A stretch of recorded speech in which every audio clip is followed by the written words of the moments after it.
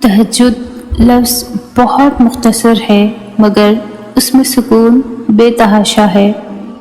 جیسے ہر تکلیف کا ایک مرہم ہوتا ہے تو دل کی تکلیف کا مرہم تہجد ہے۔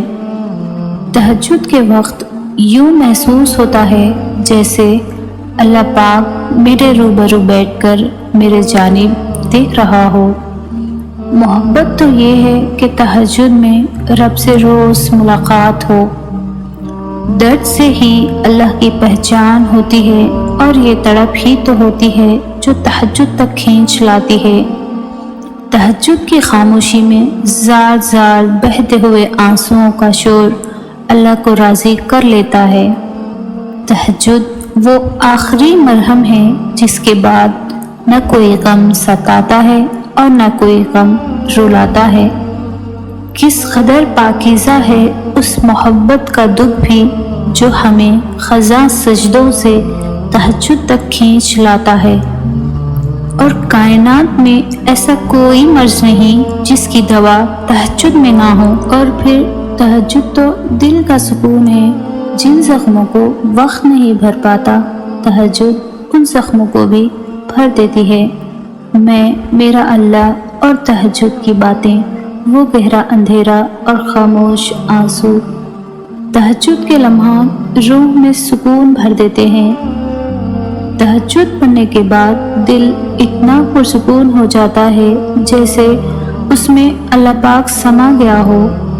تہجد میں رب سے جو مانگا گیا ان دعاؤں پر اللہ نے کن ہی کہا ہے۔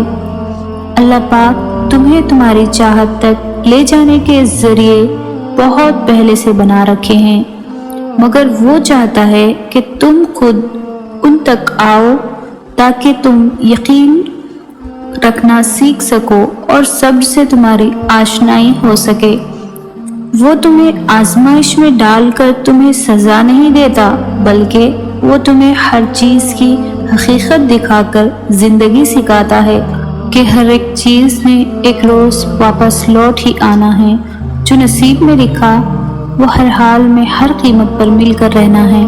تم آج جہاں بھی ہو وہاں اتفاقاً نہیں ہو بلکہ تمہارا یہ مقام تم سے بھی پہلے لکھ دیا گیا تھا، سو تمہیں یہاں تک لایا گیا ہے۔ اور یہ بھی جان رکھو کہ اس نے ملنے سے لے کر نہ ملنے تک ہر چیز کا وقت مقرر رکھا ہے۔ تمہارا کام تو صرف دعا کرنا ہے، باقی تو ساری اس کی منصوبہ سازی ہے۔ تم اس کے منصوبے کے سنگ چلتے جاؤ، وہ اپنے منصوبے کو تمہارے منصوبے کی جانب موڑ دے گا۔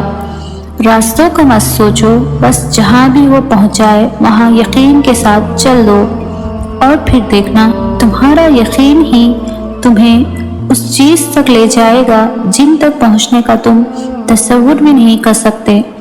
پھر ایک روز تم ان تمام خوفناک راہوں کے بند ہو جانے پر شکر کرو گے جن پر چلنے کے لیے تم باسط تھے اور اللہ نے تمہیں روک لیا۔